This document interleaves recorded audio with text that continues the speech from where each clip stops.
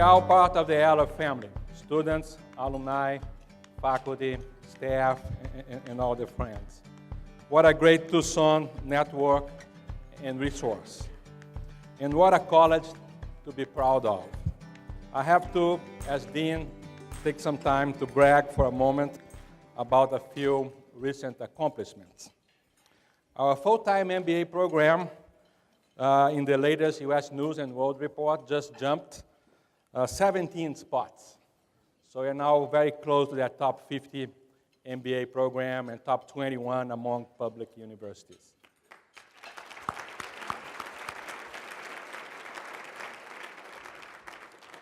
Our undergraduate program is currently number 11 among public universities in the country, which is an amazing accomplishment. I see many undergraduate students here. And our MIS program is ranked number 1 among public universities, both graduate and undergraduate.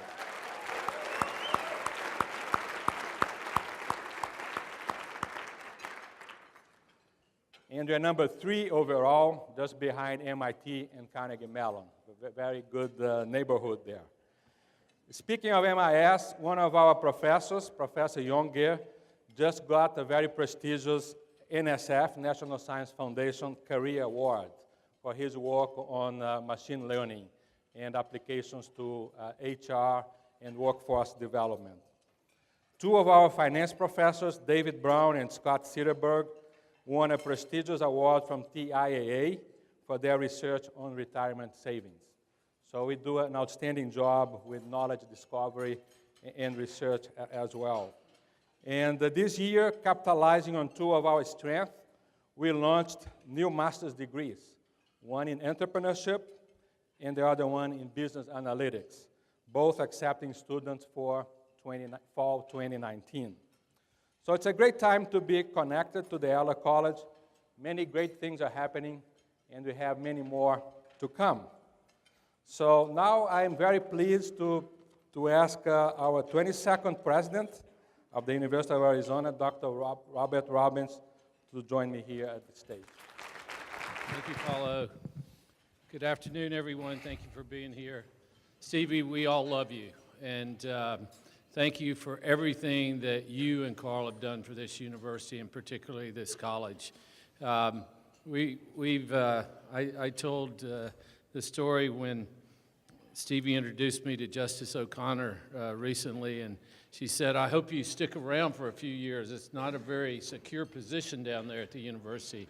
And I said, "Well, Stevie was part of selecting me, and I'll stay until she fires me. So every day I hope I don't get that email and get fired by Stevie." So Stevie, thank you for everything. And I can publicly announce that we're going to be writing a book together because the stories you've got, and you know, it's a point now where just let it go. Tell all those stories because you and Carl had just an incredible life together, and we look forward to you being with us and helping us and going forward for many years to come. So thank you very much for everything.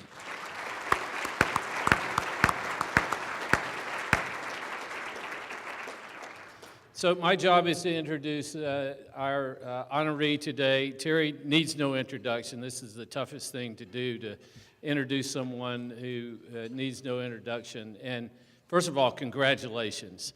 And secondly, thank you to both you and Tina for everything you've done for this university. This is an incredibly well-deserved award from all of your time that you've been given to the university. We get to get a little more of you, so you've been around a lot this past year. So thank you so much, both of you, for being here. And I heard you had a great session, an up-close session with our students. And at the end of the day, that's what this is all about. And your dedication to our students is so important. You're going to be back soon for your Global Retailing Conference. It happens right here every year, and that truly is a global event. And of course, the Lundgren Center is something that continues. I met 2 young women who are going to go. One's going to San Francisco, Taylor and Molly. Where are you? There they are, right here. Stand up. They're going to be good. One's going to San Francisco and the other to New York City. I was talking to them about where you're going to live. That's their biggest angst. They're not intimidated one bit about being competitive with all the other graduates from those other AAU universities, whether it be Stanford or Harvard or wherever they are. So good luck to both of you, but that's what this is really all about. So thank you, Terry, both you and Tina, for giving back so much to the university. And I think at this point, I'm going to just ask Paulo to make the transition here, but you don't need to hear from me because we're all waiting to hear from Terry. Thank you, Bobby. I'd like to have Dean Shane Burgess from the College of Agriculture and Life Sciences join me on stage. Terry, what an honor it is to have you here today. And what an honor it is to recognize you with the Executive of the Year Award. Terry Lundgren served for 14 years as CEO of Macy's, operator of Macy's, Bloomingdale's, Bluemercury, and one of the largest retail e-commerce businesses in America. He retired from Macy's in January 2018 after serving for 10 months as the company's executive chairman. Prior to becoming CEO of the company in February 2003 and chairman and CEO in January 2004, Lundgren was president and chief merchandising officer since May 1997. The company's name changed to Macy's from Federated Department Stores in 2007. As CEO, Lundgren led Federated's acquisition of the May Department Stores company in August 2005, nearly doubling the size of the company. 1 year later, he changed the name of more than 400 regional department stores across the country to the Macy's name, creating a nationwide brand and the largest fashion retail company in America.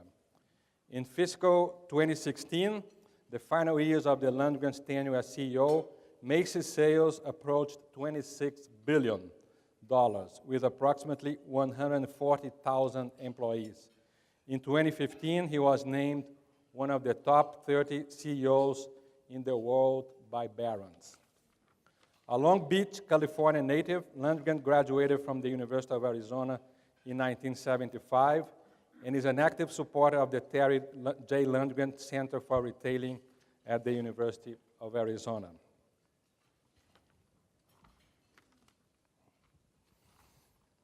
Terry, if you could join us on stage.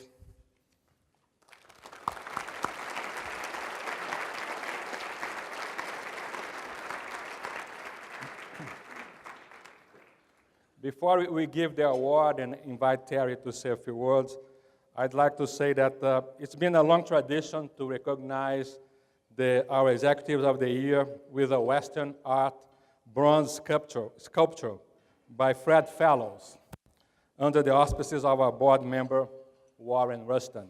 You can look at the sculpture right there. We usually try to find a symbolism in the statue along the lines of trailblazing, following the leader, defying the odds, so on and so forth. This one, as some of you can see, depicts a cowboy in rapid pursuit of another horse, which is carrying supplies and perishables. The symbolism here is clear. It's about leadership and decision-making under pressure. The title of the statue is, "Forget the food, save the booze."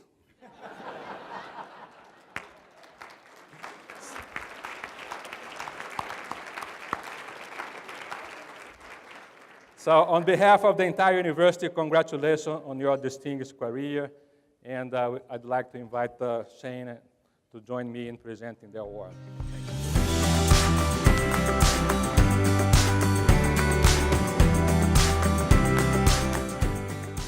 Thank you very much. Thank you, Dr. Robbins, for not only your introduction, but for the friendship that you've shown to Tina and myself since you've been in your new role. And I agree that we're all hoping that you're going to stick around here for a while because you've already made an impact, and I'm looking forward to the impact you'll make over the years to come. And Shane and Paulo, thank you both very much for both sharing me, for one, and for all the support that you've given me to do what I enjoy doing most, and that is to connect with your students. And it's appropriate that I'm involved now with both the Lundgren Center for Retailing and the Eller College, because my former company, I keep saying my former company, Macy's Inc., recruits between 25 and 30 students from the University of Arizona every year, and it's almost always right down the middle. 50% are from the Lundgren Center and 50% are from the Eller College, and so it makes sense that my involvement would be shared between the two locations. I also want to thank Stevie for being here. Like everyone before me, just want to add that you and Carl have had such an impact and have really set a great bar for others of us to follow and to consider when giving back to our university. So thank you for setting that bar, setting the standard, and we're all going to try to follow in your footsteps. So thank you. Thank you, Stevie. When I was a sophomore at the University of Arizona, probably the furthest thing from my mind would be that I would be receiving an award from the University of Arizona. And I'll just tell you a quick story about that. This was, my first experience away from home. I grew up in Orange County, California. I was born in Long Beach and grew up in Orange County, California, with a father who worked assembling speakers and selling real estate on nights and weekends and didn't go to college. And my mother had a full-time job of raising myself and my 5 siblings, none of whom went to college. So this was not a dinner conversation at our home about where are you going to be going to college, Terry. The only reason I came to the University of Arizona, the only reason I went to college was because I played basketball and I had a dream of furthering my experience on campus somewhere, and 2 of my good friends were coming to the University of Arizona. And it went from my friends talking about college and my love for the sport of basketball. This dream perhaps never would have materialized. And so that happened early on, but my sophomore year was particularly important because I got a phone call in the fraternity house and said, in those days, it was a while ago, so these students are going to say, what's he talking about? But it was from a payphone in the fraternity house. And one of my fraternity brothers came up to me and said, your dad's on the phone. And I said, no, he's not. And he said, no, he really is. And he really wants to talk to you. And I was like, oh, my God. And so I thought, somebody had died or something. This is like really because, we weren't talking every single day. And obviously he was busy at work and my mom was busy. And so I go down and get the phone. And my dad and I have a little brief conversation. And basically he says, listen, I got your report card and I'm really disappointed. He said, because you were a very good student all your life, and now you just seem to be on cruise control, and I'm sure you're having a good time at your fraternity and having a good time on campus, but you're not really applying yourself. And I said, oh, I'm sorry, those professors have it out for me, it's not my fault. And so he said, well, I'm sorry. He said, but look, your mother and I have made a decision, which means that he made a decision, that we're no longer able to fund your college. And so I hope you'll continue. I hope you'll graduate, but we're no longer going to fund your college. You're on your own. And I was like stunned, and I remember saying, you can't do this. Like, you're ruining my life. And I'm having a great life, And he said, son, if that's how you choose to see it, it's you who's ruining your life, not me. And that was hard. And so I went out and got a job. And, I worked in the summers and things, but always back in California. But I went and got a job in Tucson right then. And I remember, and I'd gone to different jobs, and, I was studying pre-vet medicine, and I really didn't even like that. And so that's part of the reason why I wasn't doing particularly well.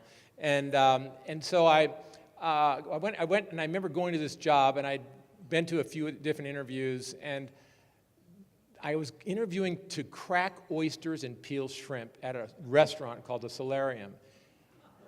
and I didn't get the job. And I started walking, I was interviewing with the manager, I got this visual right here. He's on this sort of sofa at the beginning of the restaurant, these big glass doors, and I basically knew I didn't get the job. He said, well, okay, we'll think about it, you know.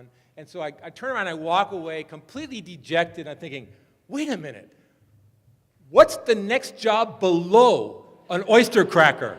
I mean, if I don't get this, what is the next one down that I can go now interview for? And I couldn't come up with anything. And so I turned around and I said, wait a minute, I can do this job. And I'm desperate, I need this job. Let me work for free tonight, and I will show you that I can do it. Not just do it, I'll do this really well, I promise you. And the manager opened his eyes, he said, well, why didn't you say so? He said, when can you start? I said, now. And he said, you're hired. And I got the job. And not only did I get the job, but I got that job, and then I took a full load of class. My grades got significantly better. I changed majors. That's another story I won't get into, but once you do an artificial insemination of a cow, you know whether you like that. You either like that or you don't like that. And so everything changed all at the end of my sophomore year, and so it's such a memory for me to reflect on and to think about, you know, all of the things that happened. And within two years, my grades had gotten very good, and I kept getting promoted in the restaurant to, you know, waiter, head waiter. And then when I graduated, they made me the night manager of that restaurant, and the job I almost didn't get. And I learned I grew up at the University of Arizona. You know, I really did. On campus and off campus, I grew up with my friends. I grew up at the University of Arizona, and I think those experiences taught me a lot about performance, and taught me a lot about when my back's against the wall, you know, making tough decisions, working under pressure. All of those things when I was in my, you know, early 20s helped carry me on to my career that lied ahead. And so I'm very grateful for this award, for this recognition, for my time at the University of Arizona, and the opportunity that I have now to give back. And we've been building on this global retail conference that we do each year, and something I'm really, really proud of. And it happens to be next Thursday and Friday. We still have a few seats open if anybody is of interest. It's at the Star Pass Marriott, and but we have, you know, we've been able to attract such amazing presenters. So we have the CEO of Walmart, Doug McMillon, is speaking at this event. We have the CEO of Lowe's speaking. Marvin Ellison is speaking at this event. And we got Kathy Ireland, who started as a swimsuit model on the cover of Sports Illustrated, but she's now been on the cover of Forbes magazine 3 times as one of the most successful